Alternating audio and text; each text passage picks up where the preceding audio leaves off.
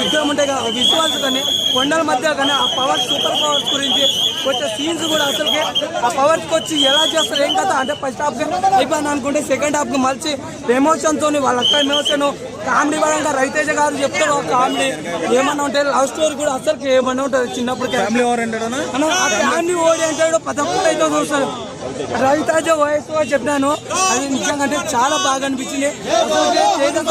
ఇంత చిన్న ఏజ్ లో కూడా ఇంత బెస్ట్ యాక్టింగ్ ఎక్స్పెక్ట్ చేయాలి వర్త్ వర్మ వర్త్ టికెట్ అయితే ఏందన్న గ్రాఫిక్సా ఇదే కానీ ప్రభాస్ కూడా ఇంటే ఎక్కడికి ఇదో అప్పుడు అసలు సినిమా బాగాలేకుండా 8,000 కోట్లు కొట్టిండు ఇప్పుడు ఇదే సినిమా ప్రభాస్ కొట్టింటే ఎక్కడ ప్రపంచ దేశాలు మొత్తం షేక్ అయిపోయి సూపర్ మ్యాన్లు స్పైడర్ మ్యాన్ ఇవన్నీ ఉంటాయి కదా కొడుకులకు ఉచ్చబోయిస్తున్నాయి Superman Spider-Man iron man కొడుకులు ఉచ్చబోసుకుంటుండ్రు అట్లా ఉండే సినిమా అయితే ఇప్పుడు సంక్రాంతి వల్ల ఎలా ఉండబోతుంది సినిమా పోటీ గట్టి పోటీ ఎక్స్పెక్ట్ చేయలేదు ఏమో అనుకోండి విజువల్ వండర్స్ గురించి నేను వచ్చినాను వర్మ ఇంత వర్మ అని చెప్తాడని అనుకోలేదు అసలు డైరెక్షన్ మాత్రం మామూలుగా అనిపించలేదు 2025 లో పార్ట్ 2 కూడా వస్తుంది జగన్ మంది లాస్ట్ ఉంటుంది అబ్బా హనుమంతుడు వస్తాడు ఏమన్నాను అసలు ఆ సూపర్ పవర్స్ గురించి మైండ్ మెంటల్ ఒకటి ఉంటుంది దాని గురించి ఎత్తుకుంటూ వస్తారు విలన్స్ పెన్నెల కృష్ణ లాస్ట్ కి ఎట్లా నిజంగా అంటే ఆ కామెడీ అనా సూపర్ పవర్స్ కాదన్న మంచితనం ఉంటే మనకు మించిన పవర్ హెల్ప్ చేయగలం అనేది మెసేజ్ కూడా ఉంది మంచి అసలు అక్క ఎమోషన్ కూడా ఒకటి అక్క ఎమోషన్ అన్న ప్రతి ఒక్కడైతే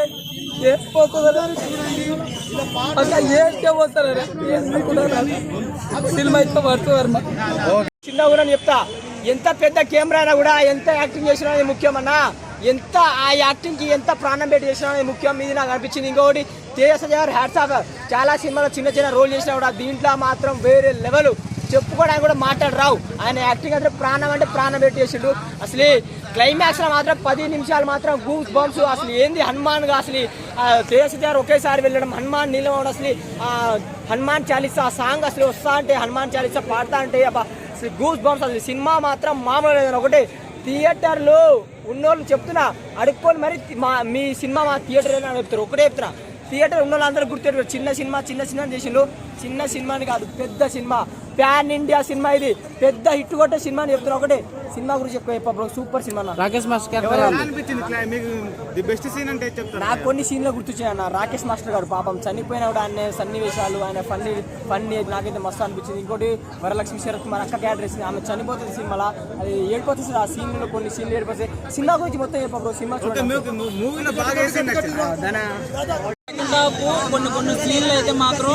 అసలు ఇది ఇలాంటి తెలుగు డైరెక్టర్ ఎంత మంచి సినిమా ఒప్పుకుంటే నిజంగా గూస్ బంప్స్ కొన్ని సీన్లు చూస్తే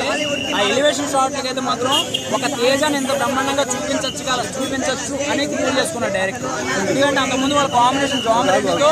ఒక మంచి బాండింగ్ అనేది ఏర్పడింది వాళ్ళకి తనే చెప్పాడు హీరో రాజమౌళి గారికి రామ్ చరణ్ ఎలాగో పూరి జగన్నాథ్ మాస్ మహారాజా రవితేజ ఎలాగో నాకు మనోడు అలాగా వాళ్ళ బాండింగ్ అలా సెట్ అయిపోయింది నిజంగా ఈ సినిమాకి థియేటర్లు అవసరం లేదు దేవుడి సినిమాకి ఎప్పటికైనా సరే థియేటర్లు పుట్టుకుంటూ వస్తాయి ఈ సినిమా ఒకవేళ పండగ ఆడకపోయినా